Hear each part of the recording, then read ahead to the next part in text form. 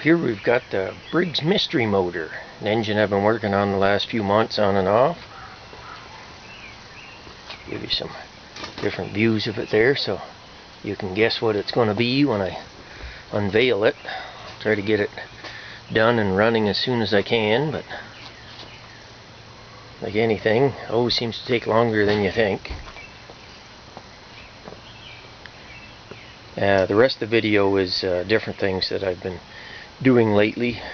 So, the end of it is got a two-cylinder Vanguard where I show some of the internal the oil pump and different things on it. So you can watch the rest of the video if you want, but this is the mystery motor. It's quite a heavy lump. So here's the porch roof that stopped me from running another wooden piston crown. And lately I did a little rearranging here. Got my frame there for the 8-cylinder and other engines. Lots of flowers growing here and stuff. Had to avoid them when I was doing that sheet metal, and glad I did it because we got some pretty nasty looking weather headed our way here. I was getting some water in the porch there, so all the rest of the house is sheet metal. So I'm gonna have to paint it though. It's pretty bright.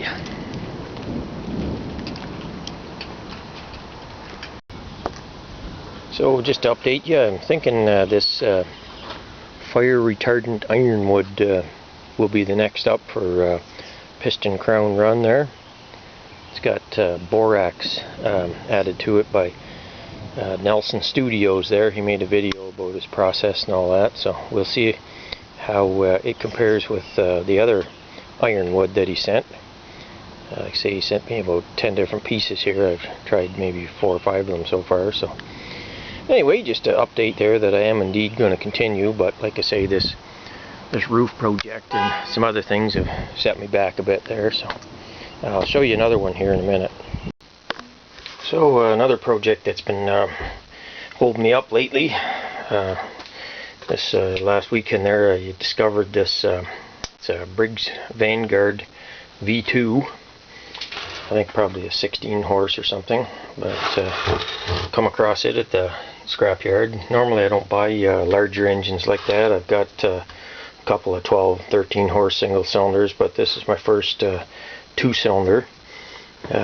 So unfortunately it was missing the valve train off of one side, the cover and the push rods and rocker arms, all that. It's not quite complete, but the flywheel was removed. Can't get the nut to screw on, it's rusty there, but everything can be repaired. But I just picked it up more out of curiosity or anything. It's not seized or anything. The pistons are they really come down close to the crank there. Looks like a racing piston or something, but I hear these things can be used for like lawnmower races and that type of thing. But I was kind of impressed with it there. It's got oil filter on it.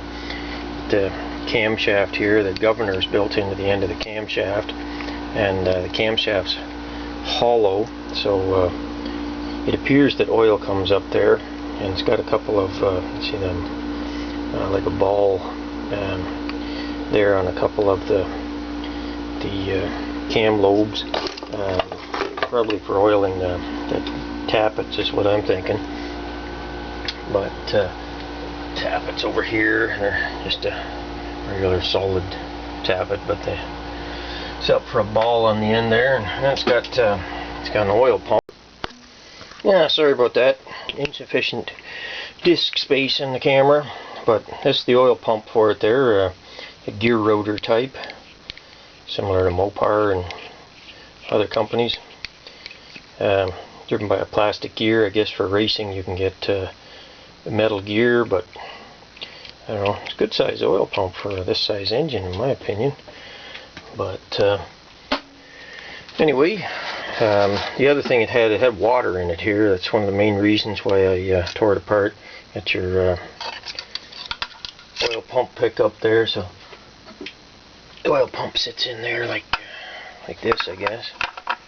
It sits there like that. It's driven right off the crank gear. And then the camshaft sits up here. The governor is operated by it. But I'm still trying to figure out the oil flow to it. Oh, you know what? I just figured it out. It comes out of the pump through a line over here through the filter and then out to the crank bearing here.